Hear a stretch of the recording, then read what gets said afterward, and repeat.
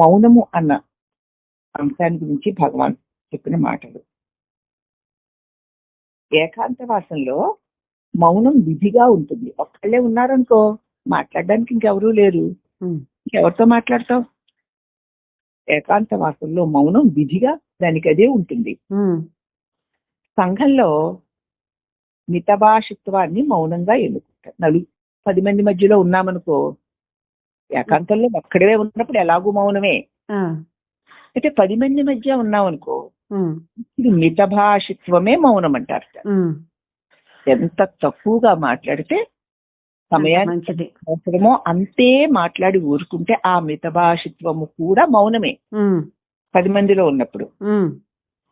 వాక్కు నియమితం అయింది గనక ఇప్పుడు వాక్కు నియమింపబడింది కనుక మాట్లాడక ముందు, మాట్లాడాలంటే మాట్లాడడానికి ముందు మాట్లాడేవాడు బయటికి రావాలి కదూ.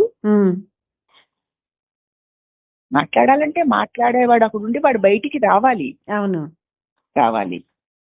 ధ్యానం మరొక చోటనైతే మాటలు తగ్గిపోతాయి. నువ్వు 10 మంది మధ్య కూర్చున్నావు, లేకపోతే సత్సంగంలో కూర్చున్నావు, ఎవరో చెప్తున్నారు, వింటున్నావు, కూర్చున్నావు, వింటున్నట్టే కనపడతావు, కానీ నీ ధ్యాస మరో చోటు ఉంది. అప్పుడు కూడా మాట్లాడవు, పరమౌనంగానే ఉంటావు. అది మౌనమేనా? కాదు. అంచేత ధ్యానం మరొక చోట ఉంటే మాటలు కూడా తగ్గిపోతాయి, అప్పుడు కూడా మాటలు తగ్గిపోతాయి. అదే. అయితే మనస్సు అంతర్ముఖమై వేరొక చోట లగ్నమైనప్పుడు మాట్లాడాలన్న ఉత్సాహమే ఉండదు. పలకరిస్తే ఆహా అదే అను, అదే చెప్పారా అంటారు. ఏం చెప్పాను అని అడిగారనుకో, చెప్పిన వాళ్ళు మౌనం సీరియస్ గా చాలా నిష్టలో వింటున్నట్టు కనపడతారు వాళ్ళు, కానీ వారి మనసు మరొక దాని మీద ఉంది. సడన్ గా ఇందాక ఏం చెప్తాను అని అన్నాం అనుకోండి, వాడు చెప్పడానికి వాళ్ళ దగ్గర ఏమీ ఉండదు. అంటే వాడికి ఇంకా తను దేని మీద తను అనుకుందో దాని మీదే శ్రద్ధ ఉంటుంది కాబట్టి మాట్లాడాలని ఉత్సాహం ఉండదు. అదే, అప్పుడు కూడా మౌనమే. అలాగే మాటల వల్ల కలిగే మనః ప్రవృత్తిని అదుపులో ఉంచుకోవడానికై మౌనాన్ని సాధనలో భాగంగా పరిగణిస్తారు.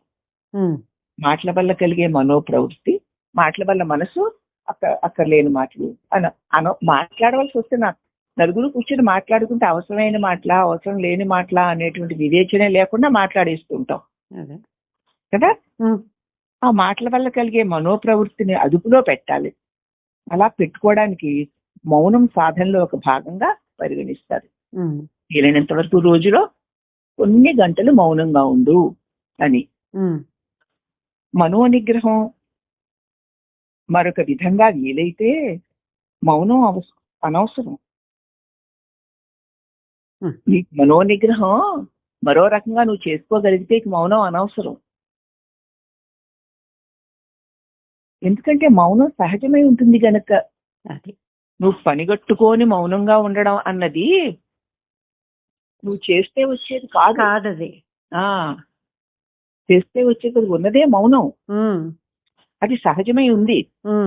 కాబట్టి మనోనిగ్రహం మరొక విధంగా అయితే మనసును నిగ్రహించడం కోసం వేరే విషయాల నుంచి, నీకు ఇష్టము లేని విషయాల నుంచి నిగ్రహించి నీకు ఇష్టమైన విషయాల వైపుకి వెళ్ళవలసి ఉన్నప్పుడు మనసు నీ వాక్కు మౌనం అవుతుంది నీకు తెలియకుండానే. అదే.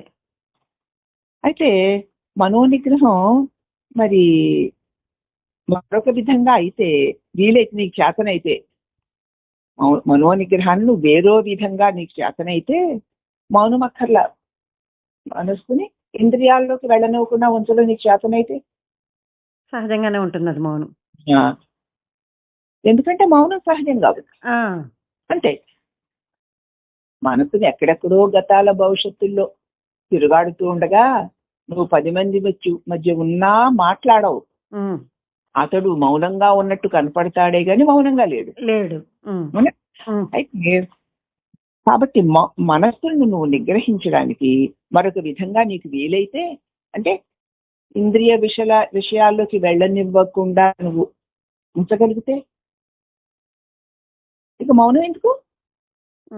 మామూలుగా ఉన్నాను అంతే. మౌనం సహజం అంతే. ఇది గనక.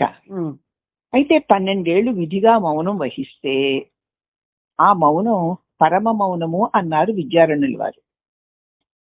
విద్యారణ్యులు గురుదేవులు అన్నారు 12 సంవత్సరాలు విధిగా ఎటువంటి పరిస్థితుల్లోనూ మాట్లాడకుండా ఉండడము అనేటువంటి మౌనాన్ని, వాక్మౌనాన్ని వహిస్తే ఆ మౌనం పరమ మౌనము అన్నారు విద్యారణ్యులు వారు. అంటే అసలు మాట్లాడనే లేడన్నమాట. 12 ఏళ్ళు కనుక మాట్లాడకుండా పోతే కంఠం యొక్క నరాలన్నీ మూసుకుపోయి వాడు మాట్లాడదామని మాట్లాడలేడు. మోగ జంతువులాగా అయిపోతాడు. మౌనం అంటే మరి అయితే కాదు, కానే కాదు. మౌనము నిత్య వాక్కు, పైగా అది నిష్క్రియం. నిష్క్రియ నిరంతర క్రియ కూడా. మనస్సు ఇంద్రియ విషయాల్లోకి వెళ్ళకపోతే చాలు, సదా చైతన్యవంతమై సజీవమై ఉంటుంది. అది ఏది చెయ్యదు, దాని యందు ఏదో చేస్తున్నట్లుగా అనిపిస్తూ ఉంటుంది. అది నిష్క్రియ నిరంతర క్రియ కూడా. సూర్య సన్నిధానంలో సూర్యుడు ఏమి చేయడు, మౌనంగా ప్రకాశిస్తుంటాడు, నిష్క్రియుడు. కానీ దాని సన్నిధానంలో జీవులందరూ అనేక అనేక అనేక అనేక పనులు చేస్తూ ఉంటారు కదా.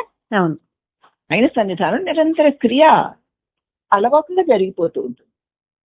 అవునా? అదిగో అదే మౌనము. ఈ యొక్క నిర్వచనం ఎంత బాగుందో చూడండి. ఇది మౌనం యొక్క నిజమైన నిర్వచనం భగవాన్ చెప్పారు. మనకి అర్థమయ్యి మనం ఆచరించుకోవచ్చు.